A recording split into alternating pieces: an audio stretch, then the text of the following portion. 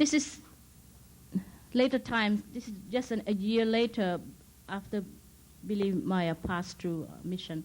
And that is my grandfather when he was in his late 80s. And myself just a year and a half before I left to come to the United States to pursue my university studies. The background a little bit on this is how ashram look all over the place. After that contact, when I was around 14, there was no more contact. The lady didn't visit me anymore, and I just continued, the normal life that a young teenager would grow into. Finished my high school, then was sent to United States to study my undergraduate in New York.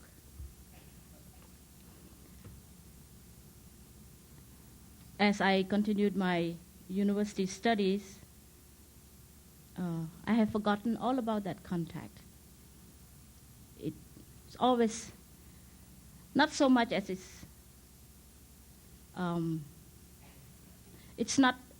never stayed in a place in my mind where it is utilized. I have a life of a person who is newly arrival of United States, newly college student, a new life in front of me. I could not have spent much time dwelling on what took place in my childhood.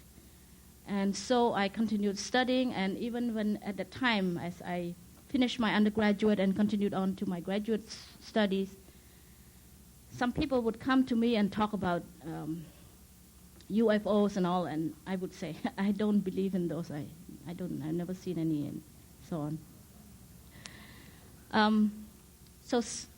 Eventually, almost 5 years ago, 5 or 6 years ago, I think it was 5 years ago, Wendell, somebody handed me Gary Kinder's book called Light Years.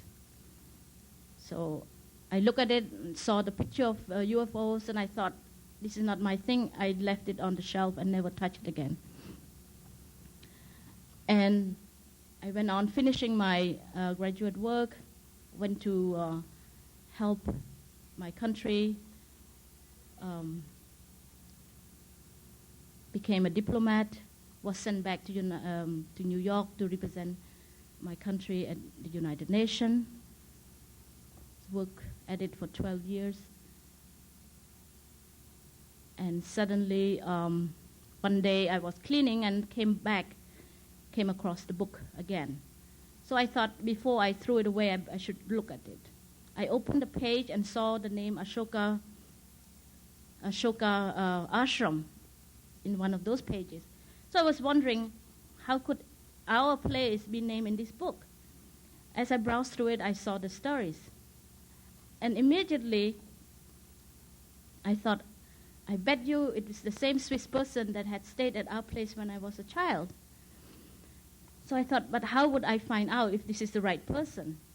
I called up the publisher of that book, but nobody could. But finally, some kind person said, you should contact this person who he published another book called Message from Pleiades, and his name is Wendell. So I through some miracles, I don't know how I found his number, contacted Wendell and told him, I think, can you tell me if this is the right person who came to stay at my grandfather's place so many years ago, if it's the same being, and so on, and I would like to get in touch with him if he's still alive. And Wendell said, yes, he's still alive, but he doesn't meet anyone, he's very private. So many people came up to me and said they knew him before. I don't think he would want to meet you because so on.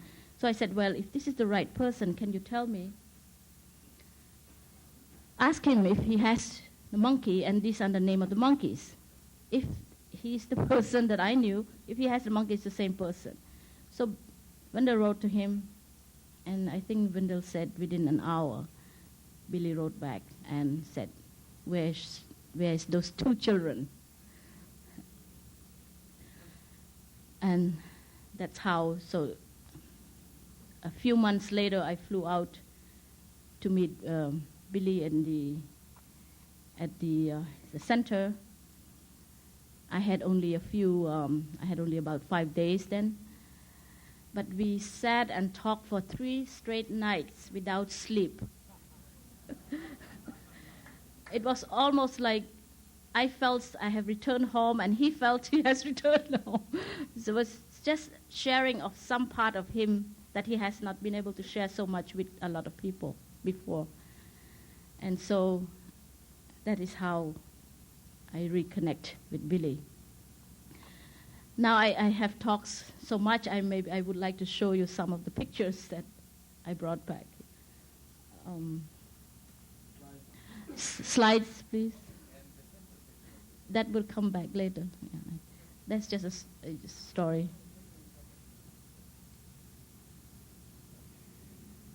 It'll take just a second. Number 1. Okay, then maybe I'll go with the picture here first.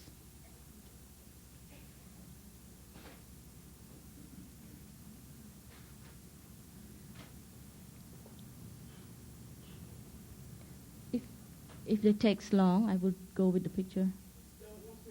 Oh, okay.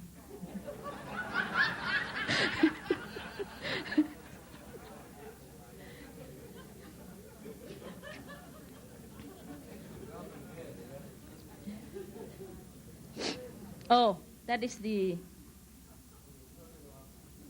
Oh. This is the background of the tip of the ashram, of the Ashoka ashram. The walls come up to that. The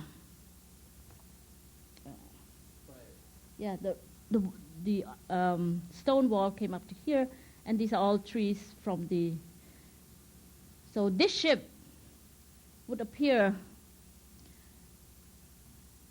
at the time. Usually would be around the same time as I have the visitation, or sometime no visitation, but I would see the ship. This was taken by Billy Meier and was presented to me when we first met. Not every day, but almost I would see it once a week or sometimes twice a week. There was no timing. Could I have next, please?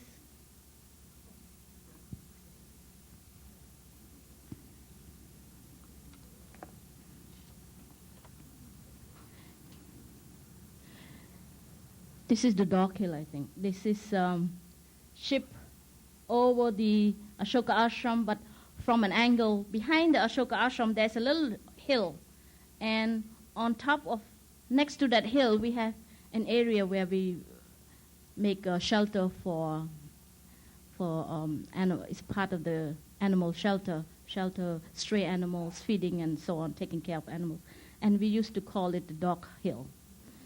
That's our name for it. So this was shot from the Dog Hill. And Billy spent a lot of time working at the animal shelter,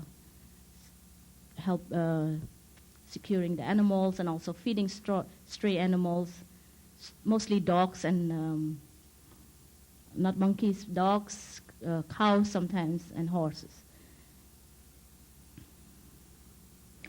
This was taken on May 24, 1964 at 1:53 p.m. Next one.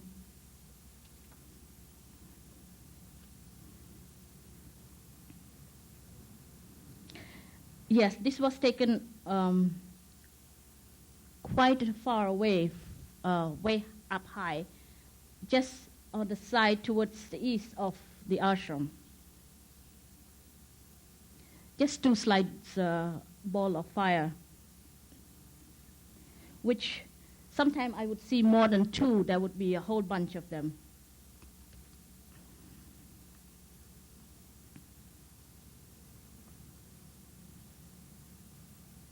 The next one, please. The same one, but taken from. This is taken from a monument in in that area. It's called the Qutub Minar. This is an old Indian historical monument. It's taken near that area.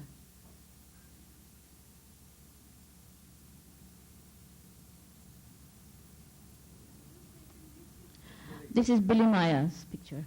He took these photos. And this is a very rare photo. He didn't show these photos a lot because this is a part of that contact when he had with Ascot. And so when I went to visit him and he showed me all these pictures because we were just reminisce of the areas and the place and from which angle and so on, because unless you have been there, you would know where and what in reference to the Ashoka ashram. The next one, please. Okay, this is a very interesting and also important to me. This is a whole bunch of them right on top of the Ashoka. This is the background of the place. You cannot see it very clearly of the reproduction here. But this is one of my ayah washing my clothes, sitting on the veranda outside of my room. This here sitting, she's washing here my school uniform. Because in the his original photos, it's much more clear.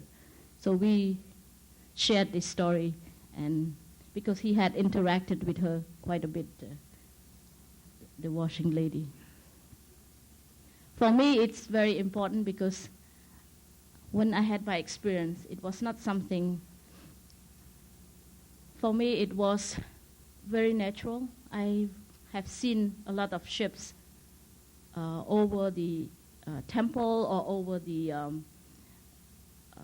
we have a large area over the trees, near the well, on the doghouse, all these areas that I have seen the ships. Sometimes it was very low. I could see a huge, it's almost like, one time I saw maybe half of this room size of the ship. And sometimes I see very small, further away. It was nothing strange. It was not something that caused me to run with excitement to ask some adults or my grandfather or my ayah or my governess what I see. It was a very natural phenomena for me. So when I had experiences with Ascot, it was also not something very unusual or strange for me. It was almost, it's the most natural, but it's almost like a return to some known, familiar state. Could we have the next one, please?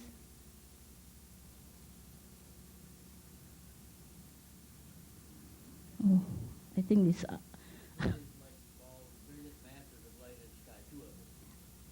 I think this is the one. Yeah, I think one of the balls descended down, and that's what produced this beautiful phenomena. The next one. Yes, this is an amazing one.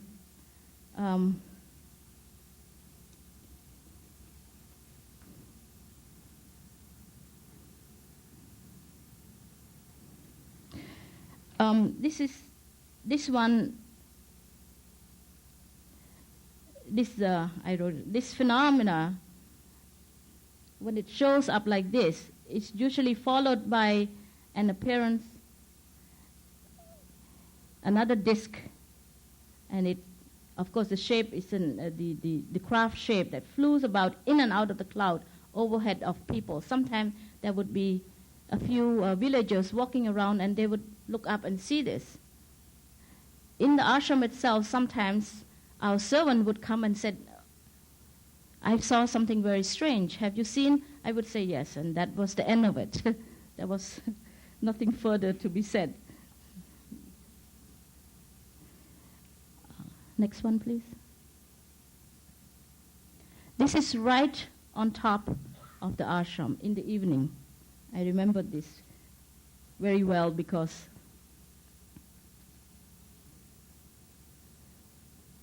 sometimes there would be people looking up with me, looking up, and some of them would see the ship very clearly like myself, but some would look at us and said, I don't see it.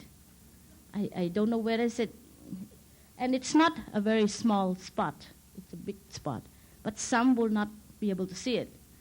I don't know whether, living in India with villagers around might not have good eyesight. I don't know. I used to think that way. But now I think it might be some other problem. Next one. The same.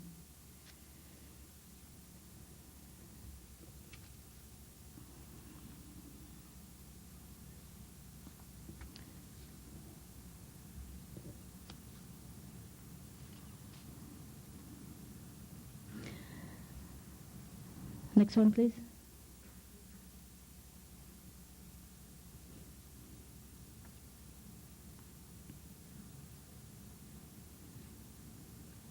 I think this is one of the phenomena where hundreds of people saw this.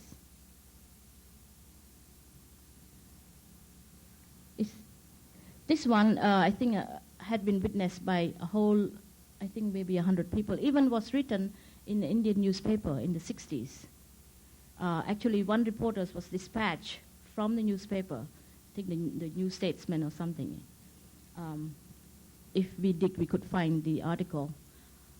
He came, talked to the villagers, talked to people who work at our place, and was shown, and even talked to Billy and was shown the photos. And he wrote an article about this and interviewed a lot of eyewitnesses.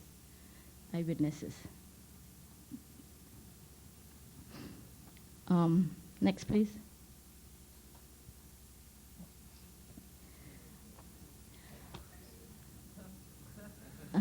Well, that's Billy and his family.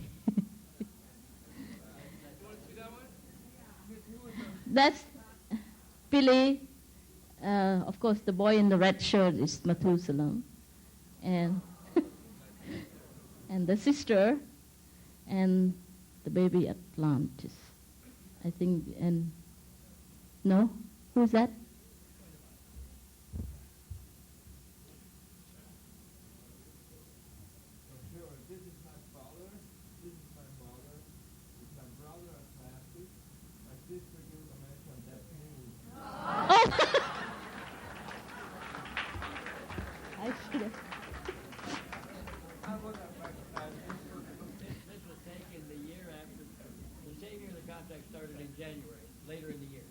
Oh, I see. Well. Okay, that's all the slides. Thank you. I would like to go back to the pictures and tell a little story before I sum up, because I think you have a good idea of what this.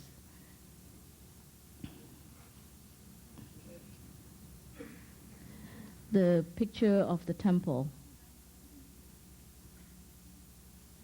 This is. It's an inner part of the temple. Yes. In this picture, it shows my grandfather sitting in front of the altar, the temple, with a lot of Indian visitors. This area I want to show you is because one evening when I finished my lessons with my tutor, I came in and I saw my grandfather sitting right there with two beings. And for some unknown reason, I don't know why I knew right away that these beings were not with us, not from here, were not the being that comes from the earth. But they do not look any different. They were two males, all in some kind of white gown, kind of a darkish complexion, very, very beautiful but very thin, talking to my grandfather. And I quietly went in and sat near to them and listened to the conversation. I did not hear anything much, but I understood, or at least what I got from that conversation between my grandfather and these two beings, was that they were very grateful to my grandfather for having taught the spiritual teachings of the Buddha, also teaching meditation. This is what I got, that they were very grateful that we are learning meditation, and we have many seekers that went to him to study certain form of meditation that he was teaching at that time. And that's how I was sitting there listening, and suddenly I turned around and they were no more. They were there 1 minute and they were not there the next minute. So afterwards, I went over to my grandfather and asked him, where were they? And they say, yes, this is how they come and this is how they will leave. And I was quite satisfied with that answer, because I have no reason to have any more doubts or to not understand what he meant. And that was the same spot that you saw him sitting with the visitors. I have put all this together to share with you, much as it is kind of excruciating for me. It is a little difficult. You might think it's not that hard to share such thing, but it is hard for me. It is because it's very, very personal, as I said again, and it's very deep.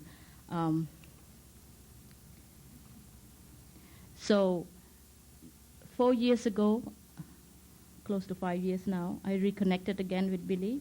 After that letter, I went to visit him, and as I shared with you, that we spent 3 nights talking without sleep and sharing so much. And throughout those conversations, there are other memories that open up, and I kind of shared with Billy, and he confirmed it, and he told me that he had always thought of the 2 little children and what happened to them. He also shared that he was always told that we will also reconnect in sometime in the future. And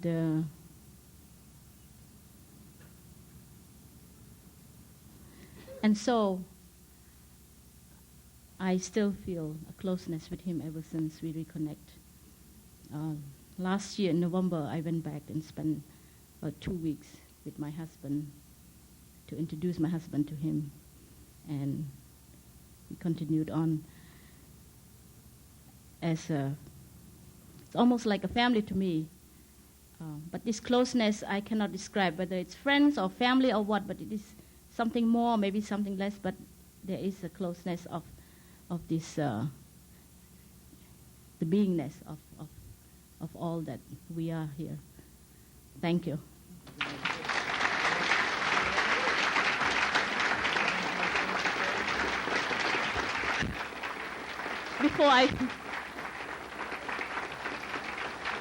Thank you very much.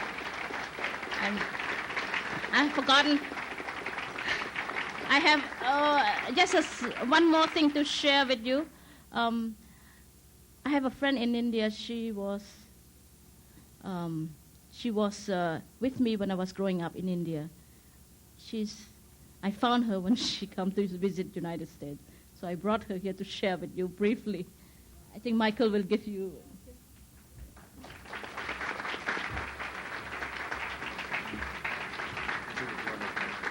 I think okay for me. Okay. Well, I think it's time to wind up. And before I wind up, I would like to share a few things with you. But in reference to what my friend has shared, her experiences already, I met her when her grandfather engaged me as her tutor for her and her brother to teach the Indian language, Hindi, and we became friends right then.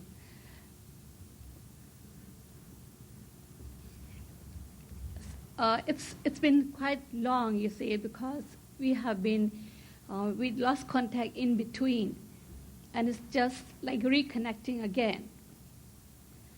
So, like when I used to teach her, he had been a very good student, but after my teaching is over, we would just sit and chat, or we just go out, walk in the garden, and talk. And sometimes she would talk to me weird things, and she'll say, oh, you see, last night a woman came to my room. She sang to me, and she put me to sleep. Oh, okay. Or sometimes she would say, I saw a spacecraft. Fine. Or she would say, oh, Shashi, there's a woman who also talks to another guy, and she seems to be similar. Well, that woman later I learned is Ascot, and the person she talked about is Billy Meier. And I did not have much experience seeing the spacecraft while she was there. Later, when she left for the States for further studies, I had seen the spacecrafts hovering over the temple. They were similar, round discs with a hub and light emitting light, a strong beam. They would appear as if they were going to land, but they would never make a landing, just hover around for some time. And then they just take a turn and then just go off, they just disappear.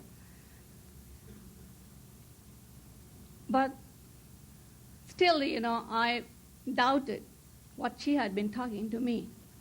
Until one day, while I was taking a walk with her, I saw a whole community of people from the dog hill she mentioned before. I saw a whole community of people tending to a field, busy doing their work. They didn't turn around to look at us, but I was going crazy because I thought maybe, I'm having a vision or something wrong with me. I thought maybe I'll fall down. And in that very instant, when I looked again, I just saw the sight, and I saw the fields. They were geometric in pattern, but not the crop, not in circles as the crops we saw, but geometric like a star or a triangle like that. And the people who were tending to the fields were tall enough, taller than me, of course. They were wearing like long white dresses. And they were bending, the kids were there too. And that flash I always carry in my mind. But I had no one who could explain to me what I saw.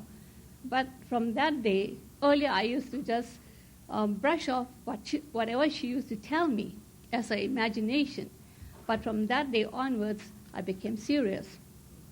I understood her better, and I became a better person. Regarding Billy Meier, I have an amusing anecdote.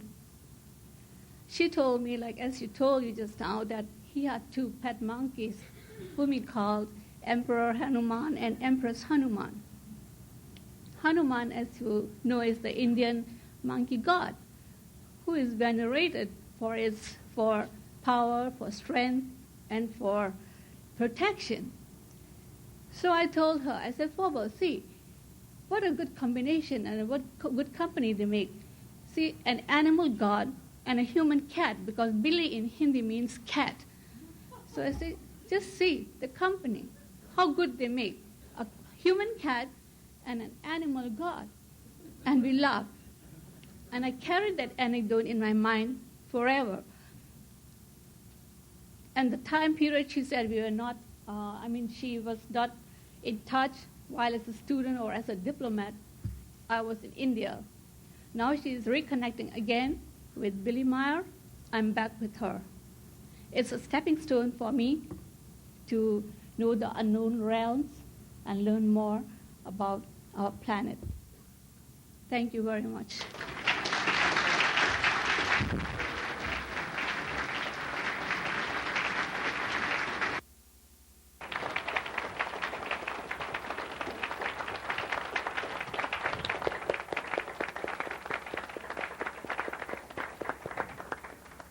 Thank you very much, Rashi and Sashi.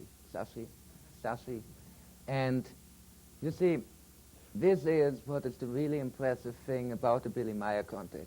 It is not one man going out on his motorbike in the forest in Switzerland taking pictures. It is dozens of people who have life-changing experiences.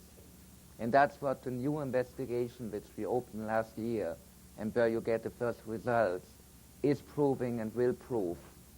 The Billy Meier contact is much, much more. And maybe it can also change your life, and maybe it can change the world. Because indeed, we are not alone. What we will do now... Thank you. Thank you. Thank you very much.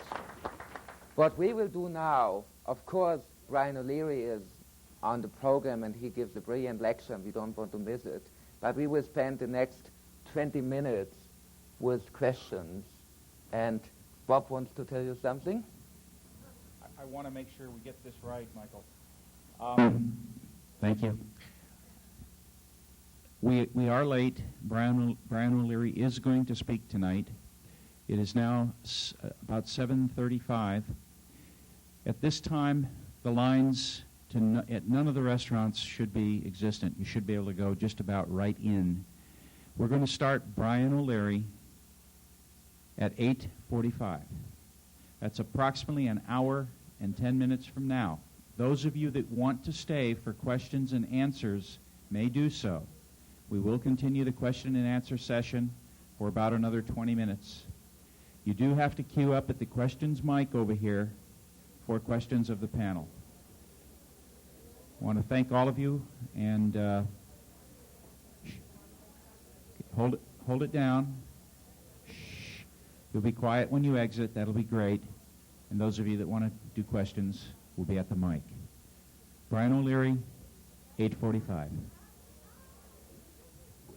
Thank you. And I think I have the pleasure to moderate the questions because there's no place for me at the panel anymore. So we wait 5 minutes until those who are totally hungry leave the room and those who are hungry for more information line up here at the microphone. Would you please sign this by your name? You can do it, no problem. Methuselah runs to the restroom. Maybe we can show. It was shown, indeed, on Japanese television, on Nippon TV, and it was, I think, some of the programs were used for the English films released by Genesis 3. Did they get a good ship shot? No, they didn't film the ships by themselves.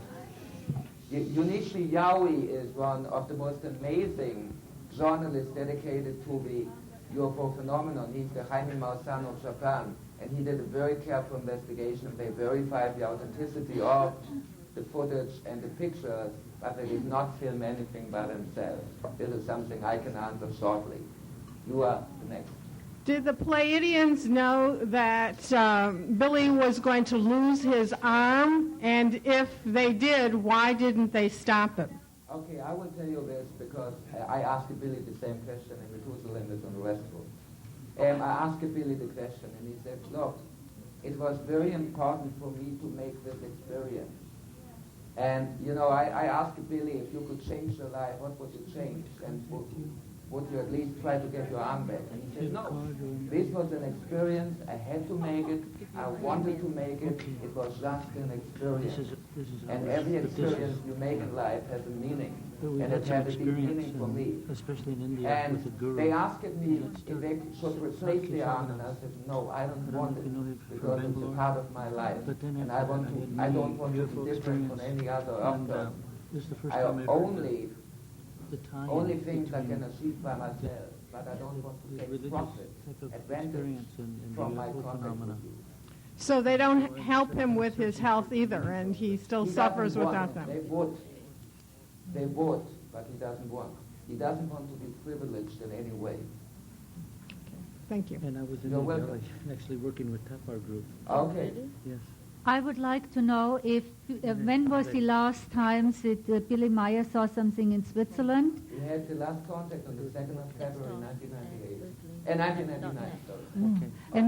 And what happened? What happened? He had a contact. Quetzal, was it Quetzal or Pata who came on the 2nd of February? Pata. You know about the context? Come on, you know. Okay. Pata beamed himself into Billy's office. That's what Billy told me. And they had a conversation. But no ship then, just the person itself. And how about in India? Is still something going on in the ashram there? The ashram now is a Tibetan ashram. And her grandfather donated it to the Tibetans when we moved over to California. And it's a Tibetan ashram and there are no more sightings. And Billy is in good health now, or? Billy is in quite good health and quite good shape. Thank you. Thank you. Okay, I didn't talk to him in the last couple of days. I spoke to him the last time, what was it, 2 weeks ago or whatever. And this is a question from Methuselah. Methuselah, when is the last time you lived with Billy in Switzerland? Or do you live there now? go use the microphone there. Now it's means a lot to me because I'm also an experienced one. now it's 7 years ago at the 5th May, I think. It was the 5th May, 1992. I left from my father's house, and now I live only 10 minutes from my father's house. I have heard that when people visit, they're often not received well, that people there are not friendly. Is that true? That's true. Why is that? Makes it interesting too. I don't know. For me, it's unverständlich. It's not understandable. Understandable, yeah. You can speak German. Okay. Okay. Yeah. Thank you so much. Okay. You know, the thing is, many visitors come totally unannounced. They just snow into the life. And, you know, if you have a daily life and if you work and if you have the plans what you make in a day, it is sometimes very hard when it gets interrupted by something you didn't prepare. So I know from my own life, and I have nothing to do with the life in Switzerland, if somebody rings at my door and I'm just in the middle of a work, I don't like it too. You're welcome. This is for anybody that can answer it. What is the difference between a ship that is a bright light and one that isn't? Warum sind einige Schiffe helle Lichter und andere sind metallisch? Wendell?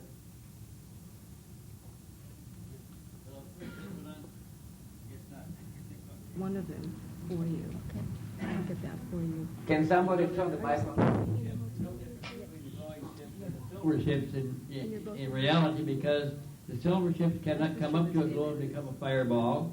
William Moosbrugger took a picture of one that is a silver metallic ship in a huge ball of fire, and we had to densify the picture a great deal even to bring out the profile of the ship. But the same ship in a ball of fire can dim down to a metallic ship again and move about as a metallic vehicle.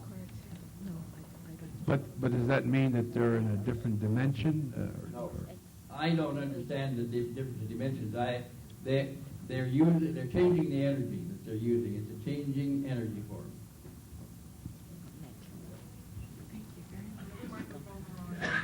them. Why does Billy have such hostile feelings towards Americans?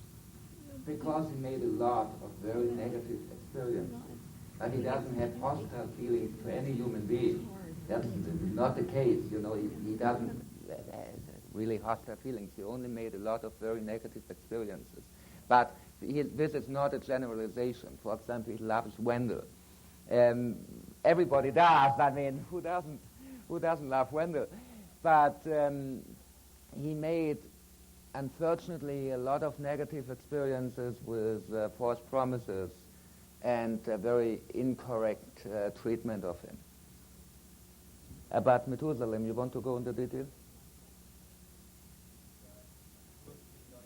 Sure. It is not, as I said, it is not against everybody.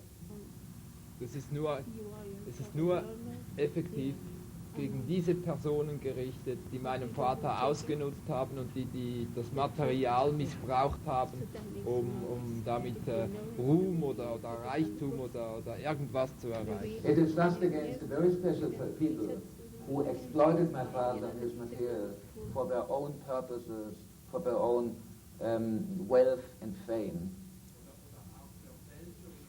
And also falsified it, like, for example, a person called Adrienne. The real name is Money something, Money Escardon in Miami. For example, this is a fake, the so-called Miami contact case, and Randy Winters now knows it is a fake. He found it out by himself.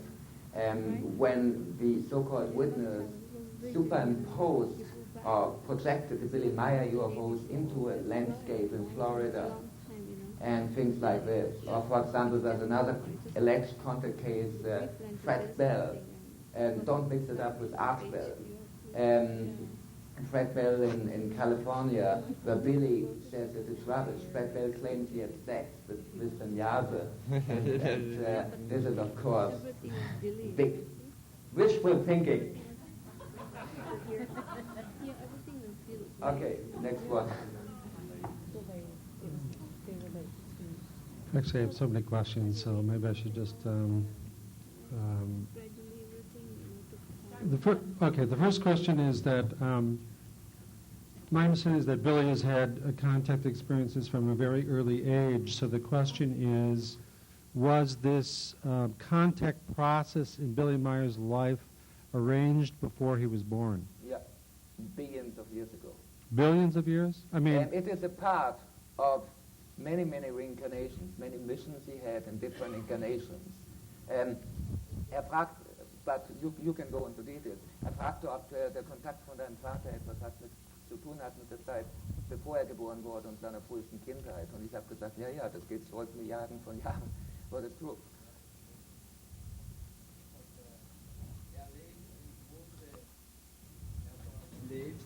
Die komplette Reinkarnationszeit durchlebt seine Geistform das zweite Mal. Also seine Geistform war schon einmal in die Schöpfung zurückgekehrt. His spiritual form returned in a certain mission, and that's what he is doing right now. So the reason why he had the contact from the very early childhood, from the conscious age on, when he was 5, is that what he is doing right now is just a part of something he did for many, many, many thousands of incarnations. He acted as a liaison Yeah. for a contact process? To teach. So this was Billy's role? Yeah. Okay. Related to the beings, the names of the beings, Samyaza in the Book of Enoch is a fallen angel. Is there any relationship between that name and the name of Samyaza? I tell you for translation. Samyaza im Buch Henoch ist ein gefallener Engel, ist da eine Verbindung. Look, I mean, if one Samyaza was fallen, and this was a male Samyaza. Right, exactly. And Samyaza is the female form, so it's not the same person. For example, if one Robert is a criminal, it doesn't mean that every Robert is a criminal. Yeah. So it's a different person. Okay, but the similarity of the name would indicate a common origin. Sure. Okay. Does that mean that... Pleiadians are here for Right. many thousand years. So is that by implication that the Pleiadians were the beings in the Book of Enoch? The Book of Enoch is describing events which were related to the Pleiadians. Pleiadians. Oh, very good answer. That's what I wanted. One time when I was asking about the same thing you did about the name with Billy, he told me that the answer he got was that their names are we can neither write them nor pronounce them, a Pleiadian name, because it does not exist in that kind of form. And then he said, what can I call you? And she said, you may call me Semyasi. Now, she gave him similar names for other personalities who also have different names in their Pleiadian language. She gave him that name because it would be familiar to him from the past. So there's some connection to what you're talking about. So you're saying that it was a useful name that he It was a useful name that he could write and pronounce. I see. That is not her name. I see. Okay, good. So, Nor is Quetzal the name of the other one. It's the same thing. Or Ta.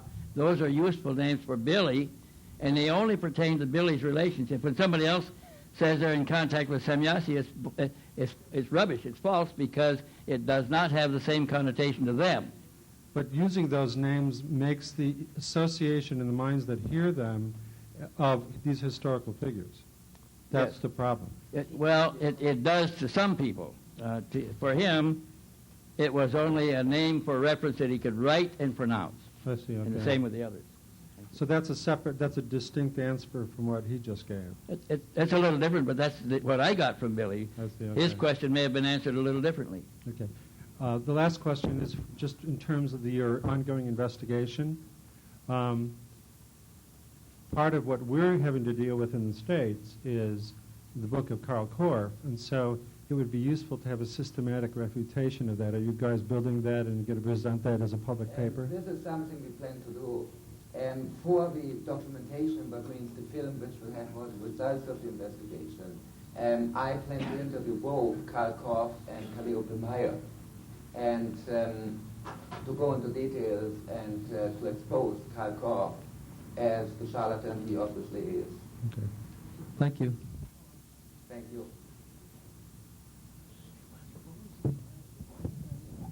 7 years ago, Billy Meier changed my life, and I love Billy Meier.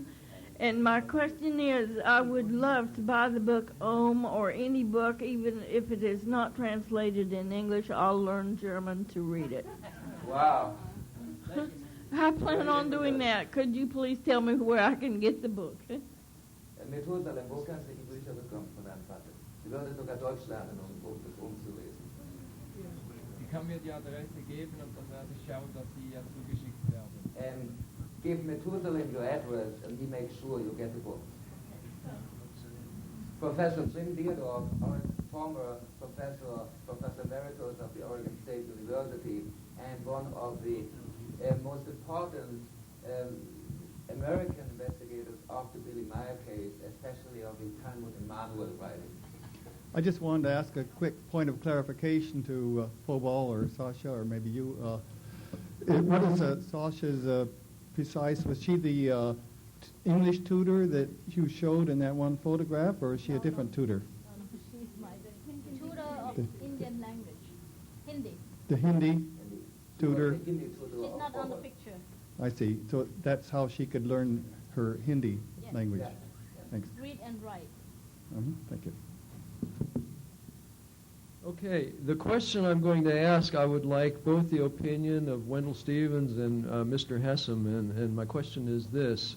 Bob Lazar says that the sport model that he saw at S4 is very similar to the Variation 2 craft in the Billy Meier case.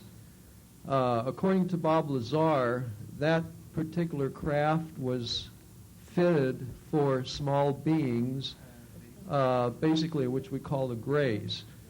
In the Travis Walton case, there were two types of beings observed. One was kind of a human type, very similar to the Pleiadians. The other type of being was very similar to the grays, or a variation thereof, which could have been androids or DNA-created humanoids.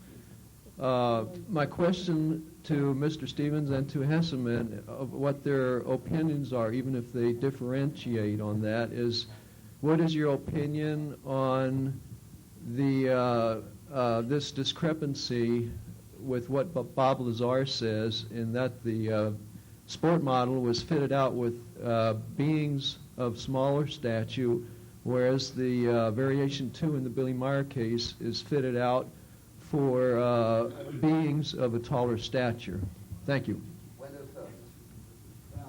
first of all, the craft are not identical. If you were to bring them up side by side on a computer screen and match them, they won't match. There are a lot of different varieties of craft. In the hundreds, even thousands of cases reported, we have very little exact correspondence of vehicles, indicating something like an almost infinite variety in special purpose vehicles used. Even within a given group, they use many different varieties of ships. Disc-shaped craft often, but others too. And so it's only a parallel form that is being used. It's a different size. The interior was different. The seats were different. One would have to conclude from that it came from a different society, although it may look like a Palladian ship. There may be others in other cases that look similar that would have some differences also. Does that help? Yeah, basically, except for the fact that they really look alike. Well, would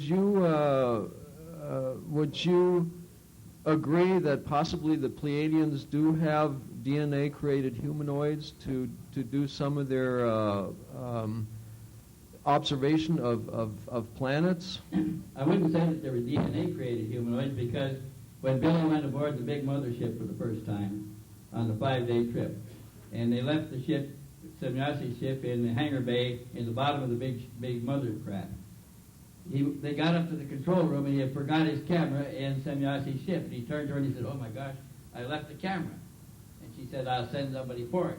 And she motioned, and a small mechanical being came up to her. She said something to it in their language. The being took off, went down to the hangar bay, a mile or more below where they were, got the camera out of the ship, and came back and headed to Mr. Meier. That was a created being. That was not a biological being, as I understand it. It was a mechanical being, and manufactured by the Palladians to carry out routine functions. Okay, well, thank you. Now I'd like Mr. Hesselman's opinion on that. Okay. First of all, I saw Americans driving Mercedes. Is it true? Yeah. Okay. So I think there's the possibility that if there's a contact between different cultures, planetary cultures, that maybe they exchange technology, and maybe the reticulians or wherever they come from, and we do have a mention of reticulians in the Billy Meier contact notes, got the ship type or copied it from the Pleiadians or the other way around. But since the Pleiadians seem to be superior to the reticulians, I believe the reticulians copied it rather from the Pleiadians. I think much more important than this question is the fact that the Bob Lazar story confirms Billy Meier, because Billy Meier photographed, as you say correctly, the same type of craft, even if there are minor differences, 14 years before Bob Lazar saw them. So if Billy Meier theoretically wouldn't tell the truth, we can forget about Bob Lazar and Area 51. Because, as I say, Billy Meier photographed them before, and they are not so frequent that you'll see them many, many times all over the world. So we have parallel pictures. I showed you some of them, but they are not the most frequent type of craft observed. Therefore, it's important to keep this in mind. And on the other hand, to keep in mind, why is the American intelligence community so much interested to discredit the Billy Meier case? Why do we have the CIA harassment, and Wendell Stevens told me about, why they try to kill Billy Meier for 15 times, 15 assassination attempts? Why?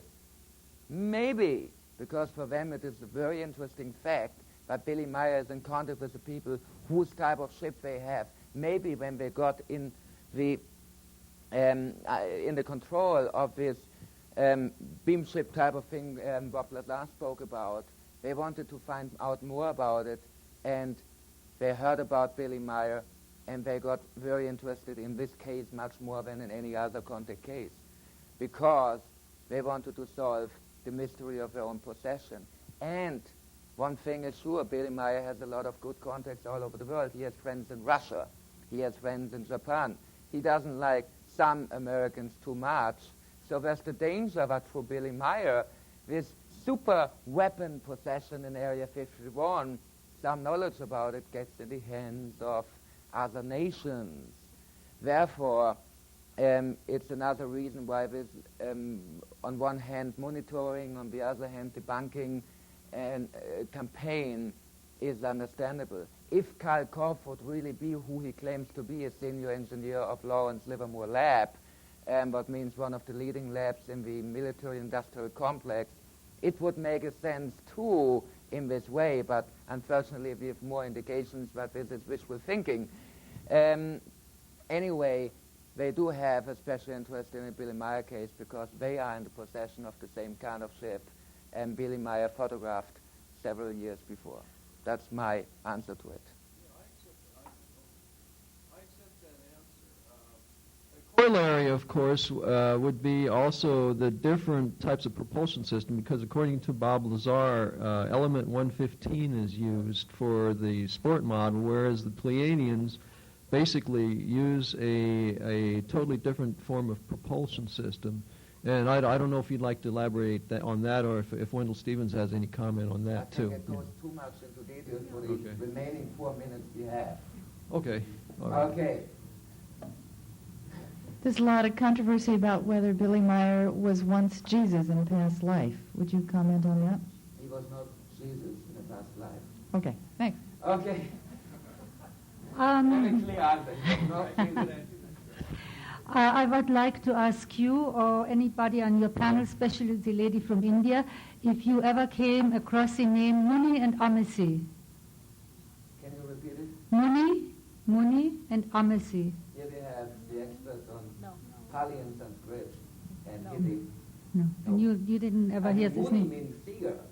And Muni Raji, for example, is the king of the seers, of the prophets, so to say. So Muni is a prophet in Sanskrit. Muni is a seer? Yeah, a seer, a prophet, a visionary, a psychic in Sanskrit. Yeah, So, but for example, translate the names. No, I don't know. For example, there's one Indian saint, so to say. His name is Sri Muni Raji, what means the king of the seers, of the visionaries. Okay. And, but, you know, as I say... Well, there are two different names. One is Muni, and one is Amasi. Amasi, I don't know. No. Amasi, I know, but not Amasi. Okay, thank you. Okay. I can say a prayer in Sanskrit. Om Bhora Bhuva Svaha. Beautiful one. No, it's not Sai Baba, it's much older. It's the Gayatri mantra. It's 5,000 years old. Yeah. Tatsavisovariniam Bhagavato Devasna Devahi Deyo Yona Prachodaya Om Shanti. You have to sing in Sanskrit. You can't pronounce it like American English. Om Bhora Bhuva Svaha. Okay. To me, it's interesting that the two beings that she saw were talking to the grandfather and thanking them for teaching Buddhism in meditation. Is there an accord between the teachings of the Pleiadians and Buddhist teachings? Definitely, yes. And what are those common grounds? I had the great pleasure to be present in one of the nights Pobo spent with Billy.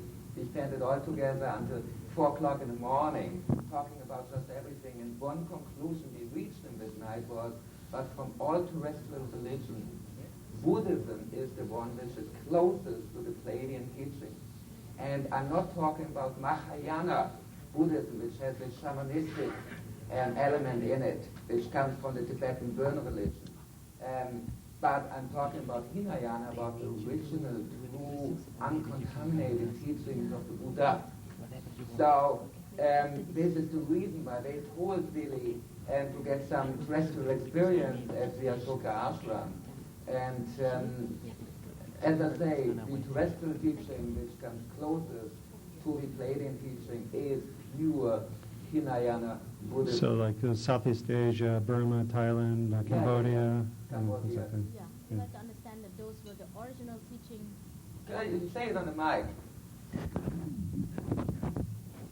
We are talking about the original teaching of the Buddha that comes from the Buddha without Contamination. Without middle man, so to say. Yeah, right. This is what Billy was told when he was on the way to India to go and study the teachings of the Buddha that was remain on earth now the least polluted, so to say. That's what. Thank you very much. Keep in mind that, for example, the Mahayana goes more back to Padmasambhava than to the Buddha. Okay. I have a very simple question. Maybe in here, maybe they may know, but I don't know something. Very simple things. I like you to answer me.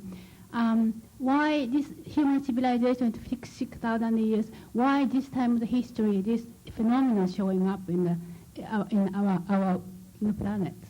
And I just wonder, why not 1800? Why not 1900? Why 2000? 2000, our human time invention is this 2,000 years history is human invention, right? So I just wonder how.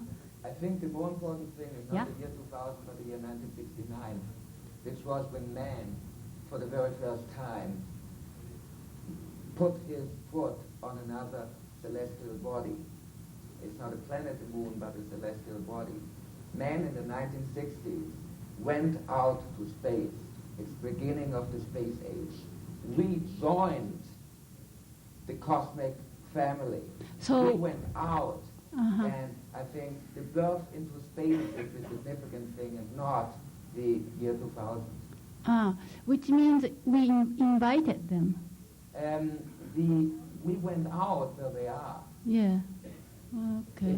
If I fly to Japan, for example, I will meet the Japanese. If they invite me or not, but I'm in this atmosphere, so they come and greet me. Okay. So interpretation is they are greeting us then. In a way. Yeah. And they Okay. see that we are in a certain state of development. We are ready, nearly ready to join the cosmic family and to go where they go for billions and billions of years.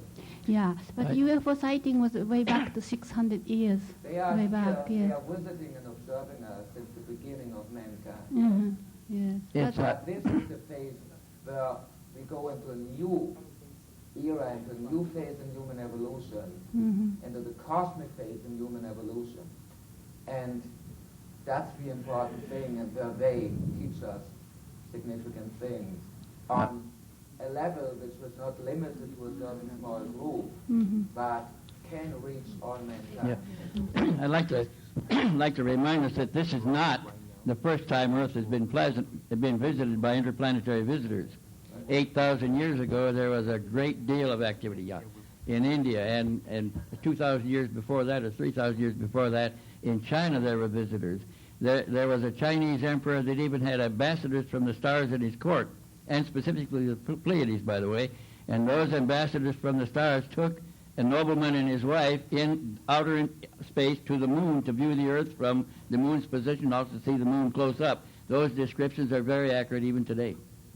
Okay. Yes. Ladies and gentlemen. Thank you very much. Thank you very much. Thank you very much. Ladies and gentlemen, time is over. Thank you very much for your attention, for your patience. Thank you very much, especially also to the two ladies here, who for the very, very first time testified in public about their experience in connection with the UFO Meier contact case, who flew in, who came in for Cobol. When she met Wendell the very first time, she said, please never name me. Please keep it all for yourself. Of course, he didn't publish her name in the book, but and for her it's a very important step, since she is a prominent political figure and a member, as I say, of the General Assembly of the United Nations, of the Cambodian delegation. So for her, she's risking her reputation. And now even an honorary member for her country. Absolutely. And so especially it is very brave, because, always skeptics and debunkers say, people who go into ufology, who appear on conferences like this one, are attention seekers. The opposite is true. It is an absolute career killer to be here. At least you risk a lot, and that's why you have to appreciate a contribution of such a highly respected member of the society of her country. It's Cambodian nobility and diplomacy, and she is a top VIP, and she has the guts to come here and to testify for something so important. So, thank you very much.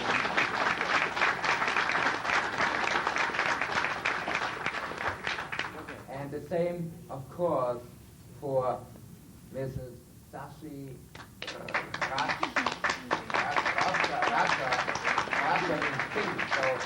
and maybe another Sunday.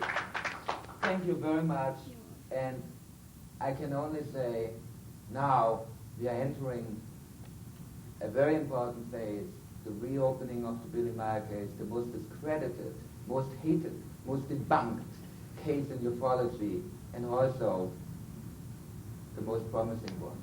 Thank you.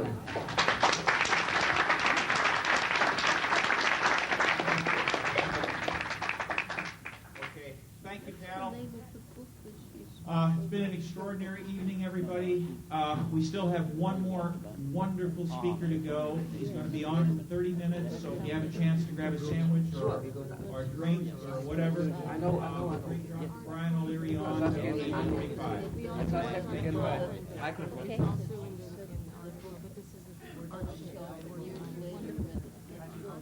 Yeah, that's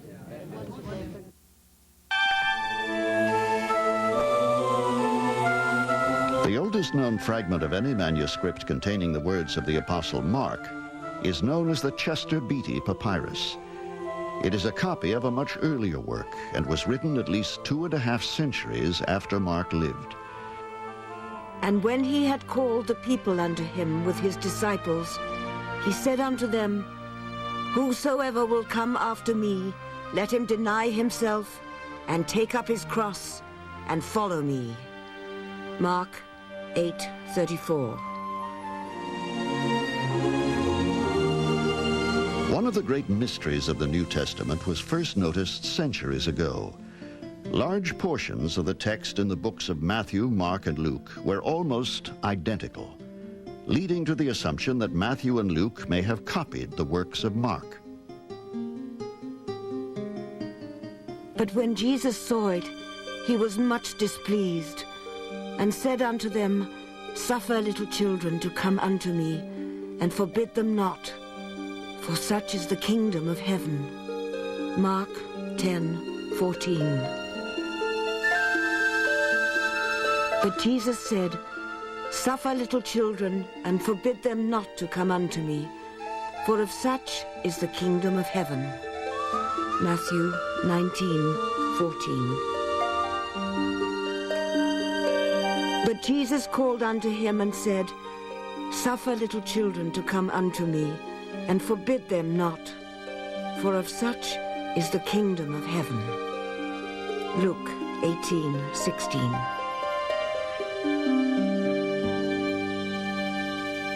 Matthew, Mark, and Luke really share so much in common and read so much alike. Scholars often refer to them as the synoptic gospels. That is, using a term synoptic, meaning to see alike, to refer to them. And that is because they're very closely related literarily. They're dependent upon one another. When scholars began to notice and convince themselves that Mark was being copied by Matthew and Luke, they could also notice there were some other texts in Matthew and Luke that were in a somewhat similar sequence and with a similar content. They didn't come from Mark, so they postulated another source. The German scholars who did it called it Quelle, which meant the source, simply. I call it the Q Gospel. No material evidence for the existence of the hypothetical Q Gospel has ever been found, yet its influence is unmistakable. There are obvious similarities within Matthew and Luke, indicating that the writers may well have taken their material from the mysterious Q source. One can almost imagine Matthew and Luke independently of one another sitting down with a copy of Mark on one hand and a copy of Q on the other hand, or a copy of some other document on the other hand, and just inserting, saying, supplementing Mark with various teachings of Jesus. The search for the elusive Q document continues, but few believe it will ever be found. If it did exist, who wrote it? Who was the author of the text that may have influenced both Matthew and Luke? The chances are that we shall never know. You are watching Secrets of the Ancient World.